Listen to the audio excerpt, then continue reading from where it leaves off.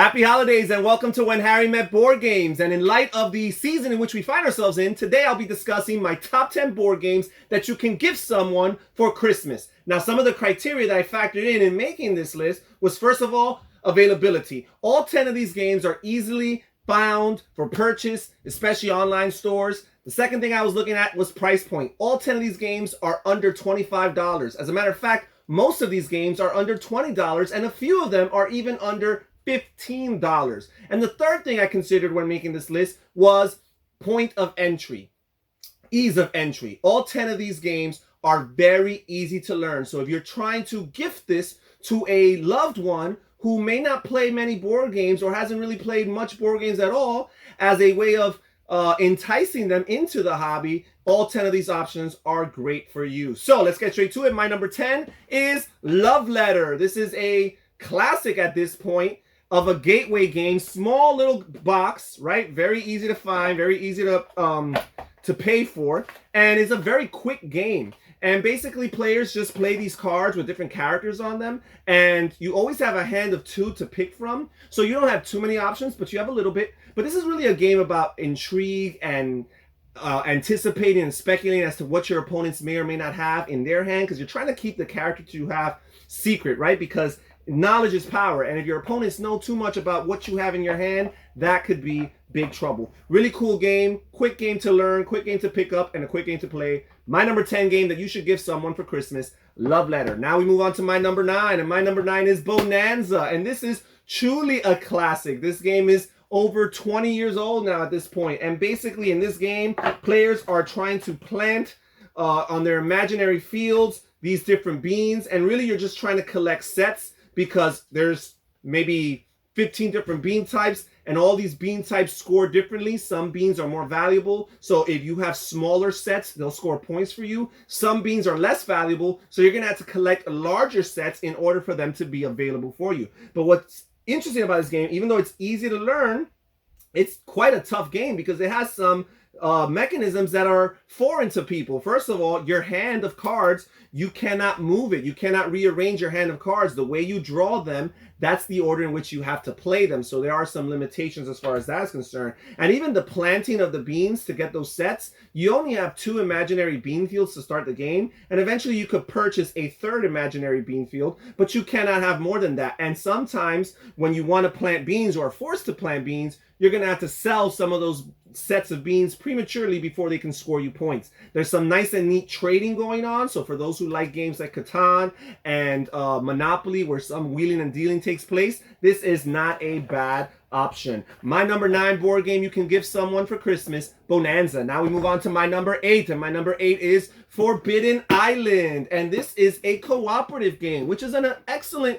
gateway introductory into the hobby for lots of casual and non-gamers who maybe are threatened by the idea of competition or the idea of being humiliated by an experienced gamer. Here you can team up with them with a common objective, with one goal in mind. And basically in this game, players are all going around this island, this forbidden island, this enchanted island, and they're trying to collectively gain 4 artifacts that will help them escape this island. However, as the game progresses, all the tiles that make up the board, this board is made up of a grid of several tiles, they're starting to sink under the water, right? And you're trying to gather these 4 artifacts and escape this island before the entire island sinks or before any of your teammates die. So it's really cool. Every player has a unique special player power. Really cool. This is a great game to introduce younger children to the cooperative board game genre.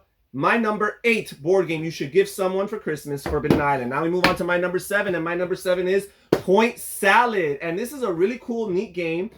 This game costs about 15 bucks, and it's really, really quick, and it accommodates 2 to 6 players. And basically, players are trying to collect sets of different veggie items, right? Different salad items, as the title of the game indicates, Point Salad. But along the way, you're also trying to collect these scoring cards that will determine how you score points, because you're kind of making it up as you go. You do not necessarily know early on in the game which cards are going to be valuable. But as you acquire these scoring cards, they're going to tell you how you score points based on different combinations, different configurations of the different veggie items and the different sets that you can get for them. And every veggie can be used to score multiple of these scoring cards. So finding that right balance of acquiring those scoring cards, but also getting those veggie items, really cool. I played this game with my mother-in-law. This is a very easy game to teach to people who do not play board games on a regular basis. Cute, fun, small presentation. My number 7 board game that you should give someone for Christmas, Point Salad.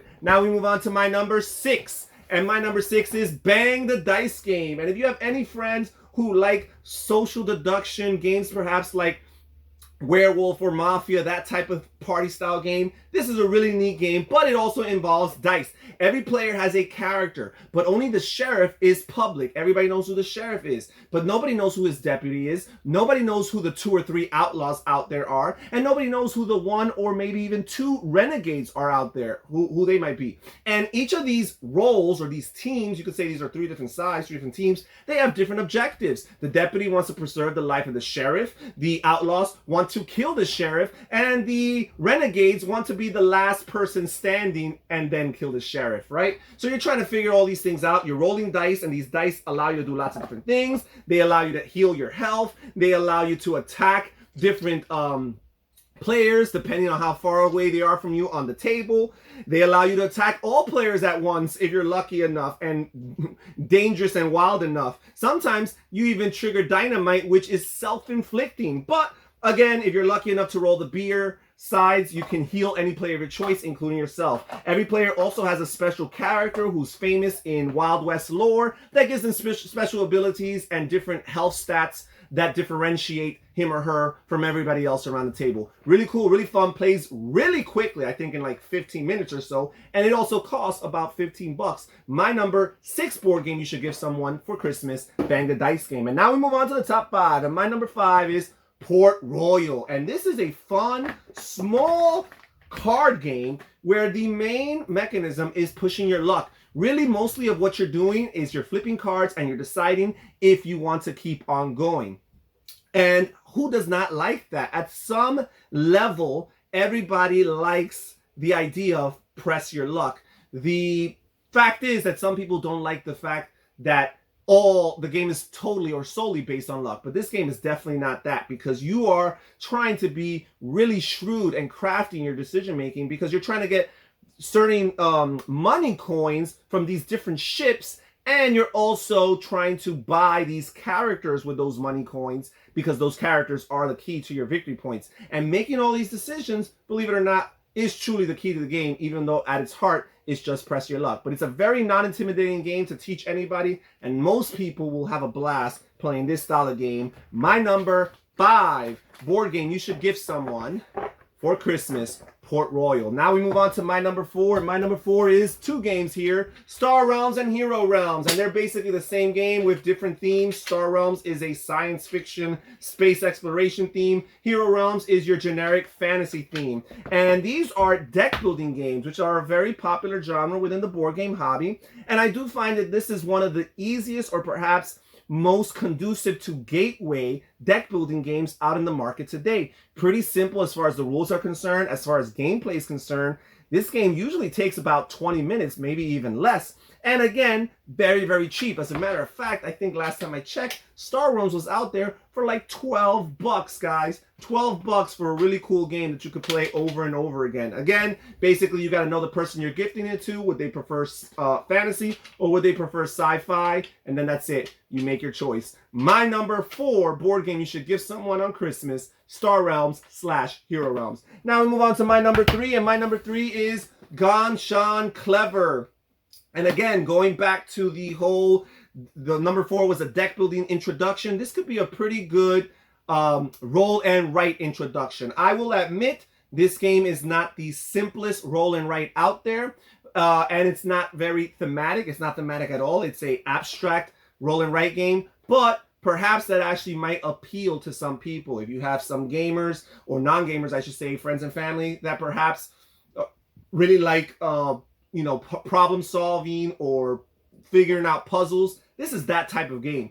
And again, it's really cool. Really, once you learn the rules, it feels very intuitive afterward and going forward. And it's also very addictive, plays really quickly, and you can play it over and over and over again. My number 3 board game you should give someone on Christmas.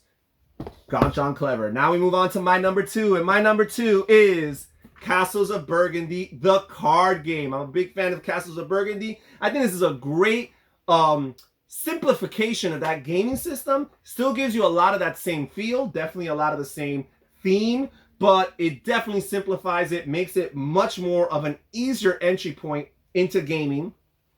The box is very small, very cheap, doesn't take up too much table space, but it does take up a little bit. It's a little bit deceiving here.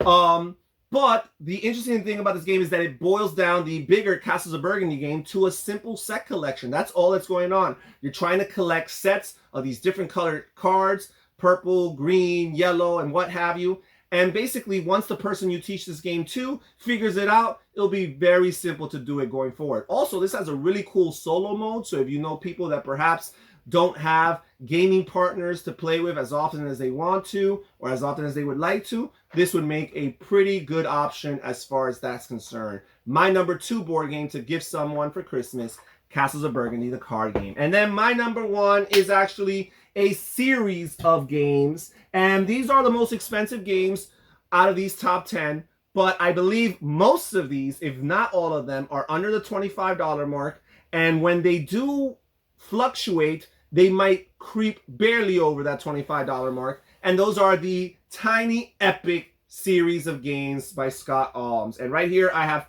4 of my 5 Tiny Epic games. These are the ones that I would recommend. Tiny Epic Galaxies is usually a hit with most people. Science fiction theme. Tiny Epic Western, Wild West theme. Tiny Epic Defenders for your cooperative fantasy flavor. And Tiny Epic Quest for your competitive fantasy flavor. Now, all of these games play significantly different, mechanically speaking, but there is a certain philosophy behind these games that they all kind of share. So there is a good chance that if you really like one, you may not necessarily hate the other. So basically, you just got to find the one that works for the person you're gifting it to based on their theme.